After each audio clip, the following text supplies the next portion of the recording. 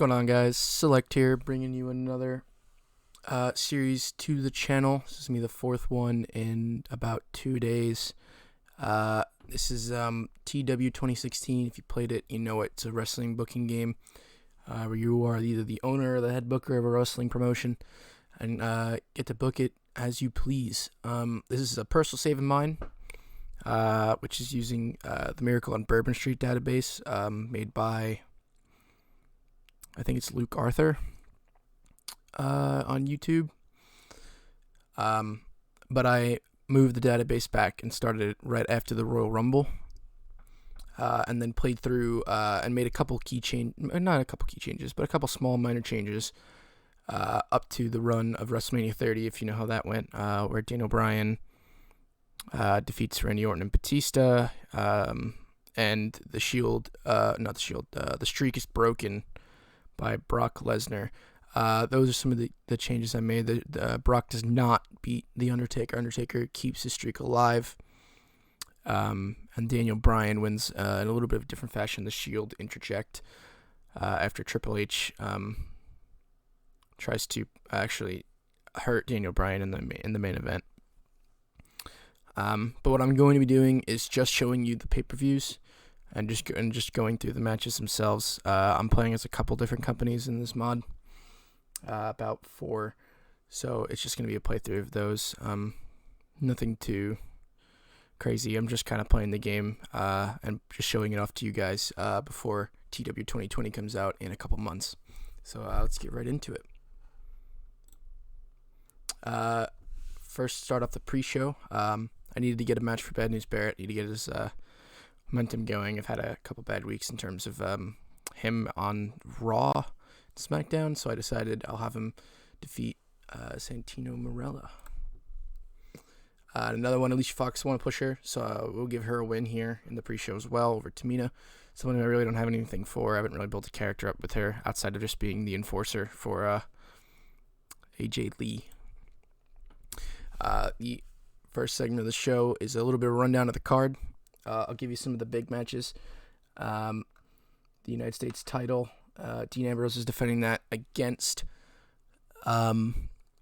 Batista. We have Daniel Bryan versus Randy Orton for the rematch of the WWE World Heavyweight title. The Wyatt family, Eric Rowan, Luke Harper, take on the Usos next. And John Cena takes on Bray Wyatt as well. Those are just some of the key matchups tonight. So in a decent match, the Wyatt family defeat the Usos. In a tables match, Jey Uso is eliminated first, then Luke Harper, and then finally Jimmy Uso, the Wyatt family, wins the WWE World Tag Team titles. It's a decent little match. My goal is to try to get the Wyatt family over more, so I need to kind of give them a big pay-per-view win. And I felt like this was a solid one to give them. The Usos, I'm expecting to run this feud for a little bit longer. So I'm not really sure who I want having titles at the end of it. But for now, I kind of want to push the Wyatt family up and make them these kind of like crazy satanic cult kind of guys and just see how it goes. Next segment, Bray comes out to Luke and Eric and starts beating down the Usos. Cena comes out for the save, and we'll see them later tonight. Big E has a big old entrance as he gets ready for his Intercontinental title match. He beats Ryback in 14:42 by pinfall with a 5 count. He makes defense number 1 of his Intercontinental title. It was a decent match, but they don't click, so I'll keep that in mind as I move forward.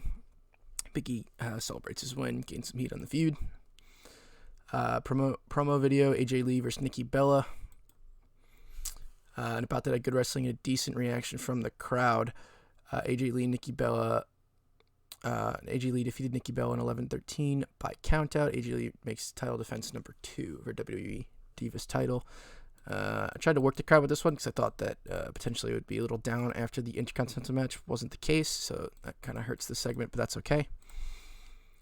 In a decent match, Justin Gabriel defeats Jack Swagger with a 450 splash.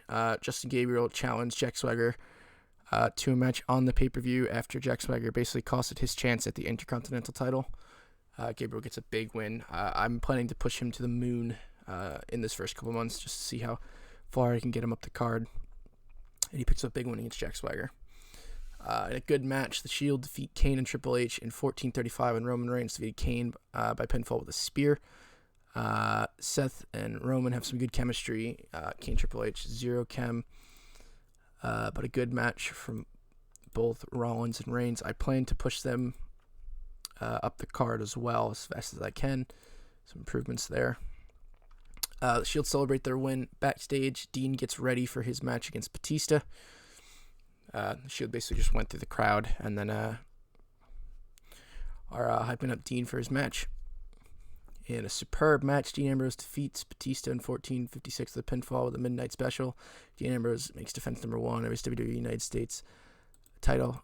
Both do not really have the psychology to work together, but Batista is now going after the Shield because the Shield interrupted him and actually ended up putting him through a table in the main event of WrestleMania, and he's trying to go after all of them. He couldn't beat Dean here, but he's still going to make the life a living hell for the Shield. Batista, after the match, starts to beat down Dean Ambrose, and again, the Shield come back and give him another powerbomb through the announcer's table, similar to WrestleMania 30. In an exceptional match, Bray Wyatt defeated John Cena in 16:16 by pinfall with a standing senton splash. Bray Wyatt was tiring at the end, so we know not to push him to too long of matches. Surprised there's a lack of psychology here. Cena's pretty good. Yeah, it's not terrible. After the match is over, Bray Wyatt stands over Cena and looks pretty annoyed that he had to wrestle John Cena. Daniel Bryan, spectacular entrance as he gets ready to take on Randy Orton in an exceptional match. Daniel Bryan defeats Randy Orton in basically an Extreme Rules match in 24:14 by pinfall. Daniel Bryan makes defense number 1 of his WWE World Heavyweight title. Orton's not suited to his gimmick. Orton got a 94, Bryan got a 95. Orton improves some technical, so that's good. It's a little solid match there. But yeah, that's basically going to do it. I'm just going to keep doing these. I'm playing as 4 different companies in this game. It's WWE, TNA, Ring of Honor, and New Japan. So as their pay-per-views come up, I will just play, or we'll plan out the shows and then show them to you guys as we go along. I want to kind of push the save as far as I can before TEW 2020 comes out. And when that game comes out, I already have a kind of planned series that I want to do. But I didn't want to start up now because I feel like I wouldn't get through it in time. So might as well just wait, put that on the back burner, and just show you guys a personal save of mine. But thank you guys so much for watching. Tomorrow, there will be another Supercross video going up around 7, as well as earlier in the day will be the NR 2003 1995 mock season for the Cup Nationals race at Daytona. But like I said, thank you guys so much for watching, and I will see you in the next one. Goodbye.